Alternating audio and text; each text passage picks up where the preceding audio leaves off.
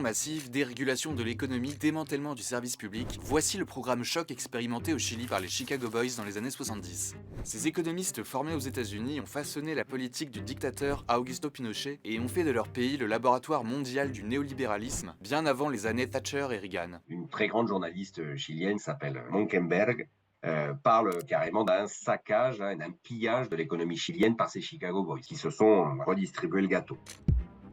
Nous sommes en 1955, en pleine guerre froide, et la progression des idées marxistes en Amérique du Sud inquiète les États-Unis. Pour contrer cette influence, l'administration américaine entame un programme d'échange universitaire, notamment entre le Chili et l'école de Chicago, une université sous l'influence d'un économiste libéral, Milton Friedman. Friedman est farouchement opposé à l'intervention de l'État dans l'économie, contrairement au consensus interventionniste de l'époque, incarné par John Maynard Keynes.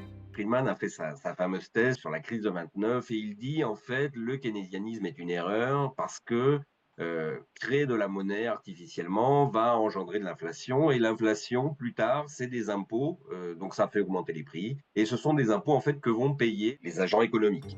Après leur passage à Chicago, ces quelques dizaines d'étudiants reviennent au Chili. Ils critiquent dans les colonnes de journaux conservateurs la politique du président socialiste, Salvador Allende, élu en 1970. Mais ils ont encore peu d'influence, jusqu'à ce que des officiers de la marine s'intéressent à eux. Une partie de l'armée envisage déjà en secret de renverser Allende et demande aux Chicago Boys de rédiger un programme économique alternatif, El Ladrillo. On essaie de penser à cette société libérale parfaite où le marché va tout régler. Il suffit de tout privatiser. Pour la monnaie, il s'agit juste de rendre la banque centrale indépendante. C'est vraiment quelque chose qui paraît complètement même déconnecté de la réalité. C'est-à-dire qu'il y a très peu de chiffres sur l'industrie concrète chilienne. Les Chicago Boys disent qu'ils ne savent pas à quoi va servir ce programme économique. En réalité, ce sont des militaires qui le demandent, ce programme économique. Donc, pourrait avoir une petite idée. Le coup d'État arrive en 1973, la junte se met en place et l'amiral Merino, commandant en chef de l'influente marine, se retrouve en charge de l'économie du pays. Mais le choc pétrolier la même année fragilise le nouveau régime et fait ressurgir le spectre d'une inflation hors de contrôle. Les généraux au pouvoir demandent de l'aide de Chicago Boys qui vont tester leurs recettes magiques. On crée une énorme récession, on coupe drastiquement dans le budget de l'État, on remonte les taux d'intérêt, enfin bon voilà, il y a une série de mécanismes. Pinochet est convaincu par cela, il dit bon, ok. Les Chicago Boys gagnent en influence. Plusieurs de ces économistes prennent la tête de ministères.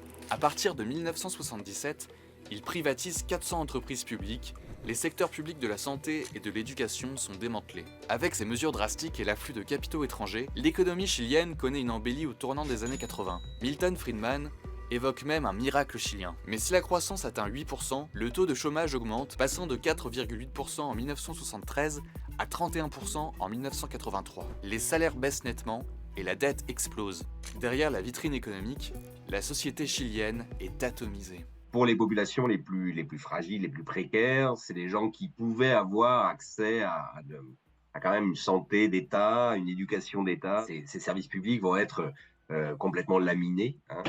Donc, un accroissement, si vous voulez, des inégalités sociales. Tout ça s'accompagne d'une grande réforme, une des 7 réformes, des 7 modernisations, ça va être la fameuse loi travail et la réforme des retraites. Pour toutes ces populations, plus de chômage, baisse du chômage, plus de retraite, et on bascule sur un système de capitalisation privée. C'est un effondrement d'une toute petite classe moyenne et une paupérisation d'une grande partie de la population. Cette transformation économique brutale est facilitée par l'interdiction des syndicats, la suppression des libertés publiques et le musellement de la presse. Les années Pinochet, c'est aussi un coup humain terrible. Des milliers de morts entre 1900 transformation économique brutale est facilitée par l'interdiction des syndicats, la suppression des libertés publiques et le musellement de la presse. Les années Pinochet, c'est aussi un coup humain terrible. Des milliers de morts entre 1973 et 1990 et des dizaines de milliers de cas de torture. Le miracle économique annoncé tourne court. En 1981, une crise de la dette au Mexique contamine toute l'Amérique latine et met fin au rêve ultralibéral des Chicago Boys. Après la fin de la dictature en 1990, un certain nombre de ces économistes se retrouvent à la tête des entreprises chiliennes qu'ils ont eux-mêmes privatisées. D'autres apportent leur expertise en Europe de l'Est après la fin du communisme. Fin des années 80, il y a un candidat au Pérou qui se rêve un peu comme la nouvelle Margaret Thatcher des Andes, qui s'appelle Mario Vargas Llosa, qui deviendra d'ailleurs un prix Nobel de littérature. Il se fait, on va dire, coacher un peu par ces Chicago Boys chiliens sur son programme, là, à partir de 86-87.